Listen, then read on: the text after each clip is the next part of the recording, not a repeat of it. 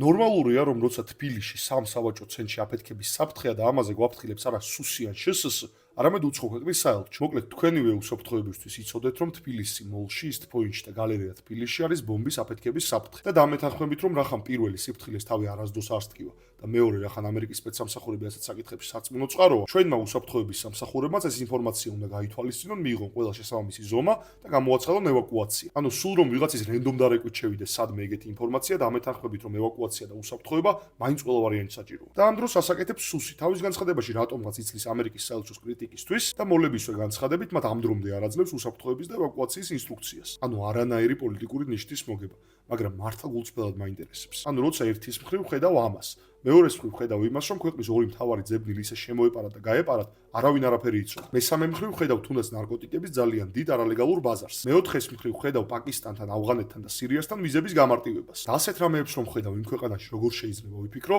რომ ჩვენი უსაფრთხოება და მშვიდობა დაცულია. გამოსავალი არის ის, რომ სუსი თუნდაც ჩემი ტელეფონის მოსმენის მაგივრად დაკავებული უნდა იყოს აი ასეთი საქმეებით. როგორიც არის ნარკოდანაშაულთა ბრძოლა, ტერორისტთა ბრძოლა, უკანონო მიგრაციის აღკვეთა და ასე შემდეგ.